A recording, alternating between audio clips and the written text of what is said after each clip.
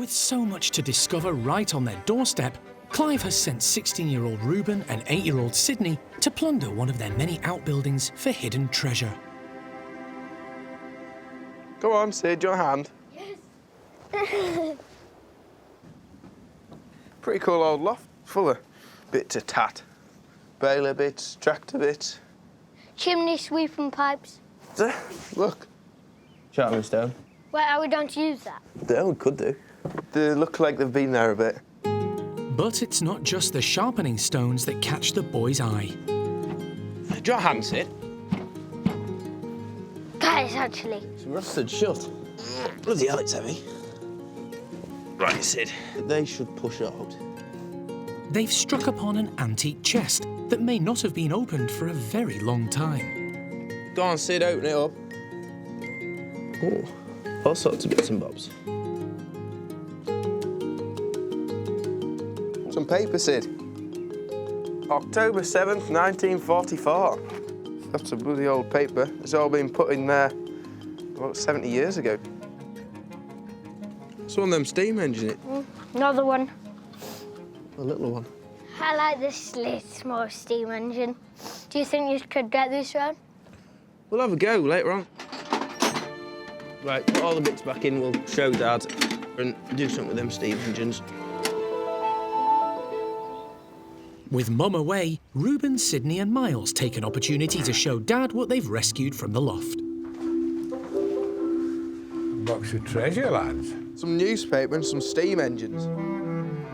Cool tin and a newspaper. Have you looked at its date? 1944. 1944. Goodness me. Well, do you know what was happening in 1944? During the war. We were at war. Yeah, 6,000 sent to destroy Rotterdam. 350,000 firebombs hit Siegfried Line supply town. By God, you didn't want to be there then, did you? No. Huh? Guy with a steam engine. That little lad there, fascinated with the steam engine, back in 1944. Miniature versions of the machines that fueled the industrial world, these toy steam engines gave kids of old the chance to turn water into steam power. So I think we should have a light up. Especially when your mum's not here. Get some matches quick before your mum comes back. Let's be having a light up. With Mum not due back for 30 minutes, the boys turn the kitchen table into an old engine house. Have the lid? This one's very close. I suppose if it hasn't gone since 1940 something. Come on, guys, something's got to happen. Yes. Look at that. Yeah, brilliant. Oh, you're away now with that one. Oh, big one's away. We've got two going. We just need this last one. The temperamental things, aren't they? Come on, old lass. What do you think, Sid? I think she'll go.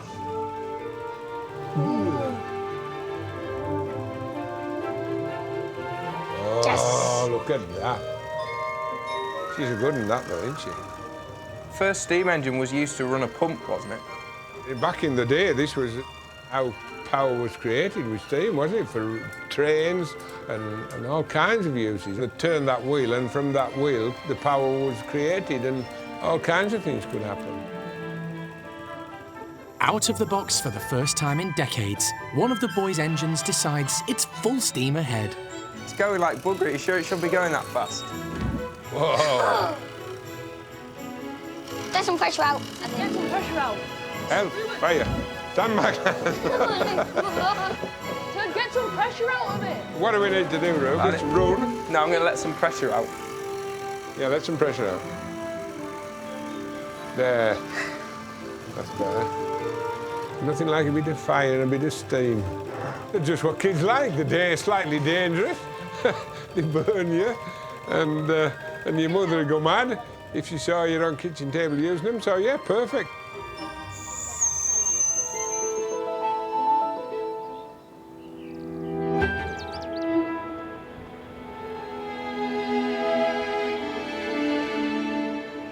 When Clive happened upon Ravenseat 30 years ago, he explored its 2,000 acres of inhospitable moorland.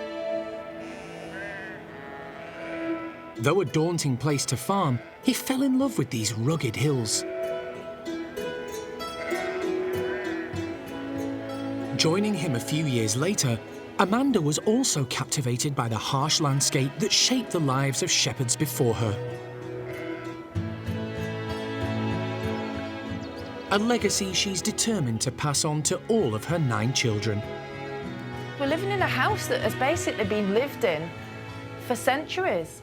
And I think that's kind of a nice feeling, really. We know that there was people here before then. The first real written record is 1301, which is a long time ago. Yeah. That is a long time for people to have been here on this hill end, isn't it? Has farming changed since that? Like, has it changed and been different now? Well, in a lot of ways it's changed, but in a lot of ways it hasn't. That's kind of the cool thing, really. We're still doing the same job.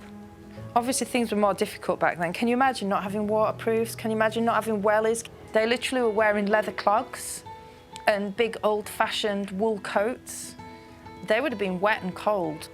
And not having light, other than via candlelight and rush lights, it must have been really basic, mustn't it? The fact that, like, Close Hills now is, like empty, apart from, like, the sheep and stuff, and then people used to live in there. Shall we go to Close Hills and have a look in the barn? Because I know there's some writing in there and I can't read it. It's almost indecipherable. It's written into the plaster. So let's see if your eyesight's any better than mine. Right, come on, let's get our stuff on.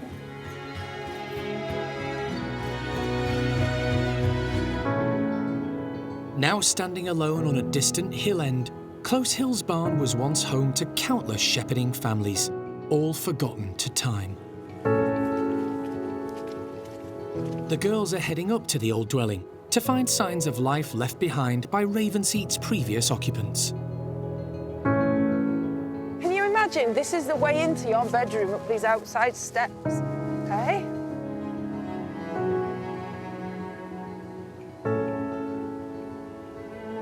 So this is your bedroom.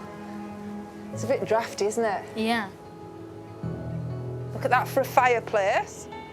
When do you think the last time this was lit? More than 100 Like years up ago. to 500? There was people here in the 1820s and 1830s.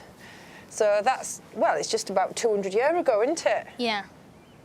People used to sharpen their knitting needles. So you can see there's lots of little lines, scrapes and marks in the stone. But if you look at the plaster, there's a lot of writing in it, but you can hardly make it out. Should we see if we can see any of the names? Can you see anything, girls? Can you make it out? AB 1951. Who's that, AB? I think I can see something. Health to the girl, something eyes. Is it a love letter? I think it is. Very dry, summer 1930. It's a weather forecast. There's another one here saying Yeah. very wet. It sounds like they were totally and utterly obsessed with the weather like us. I can mainly believe the very wet one, not the very dry one. I was going to say, you know when we lay in bed and you can hear the weather rattling at the windows and you don't want to get up? I guess something's never changed. It's also a little bit sad as well, you know, because people have forgotten who lived here. This is the only trace we've got now. Because we're here, can we write our names onto it? I think that'd be a really good idea. Do you think we'll be the latest one then?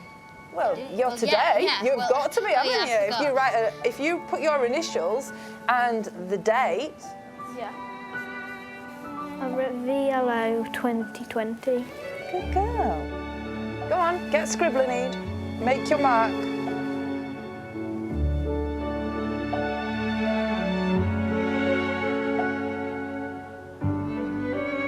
There we go. I've got my mark in. Edith Link Snow in 2020. I think I've earned the right to make my mark because I've lived here at Ravenseat all my life, 11 years, and I've helped out and everything. With their names added to the barn wall, Edith and Violet have become the first Owens to etch their record in the annals of Ravenseat's history.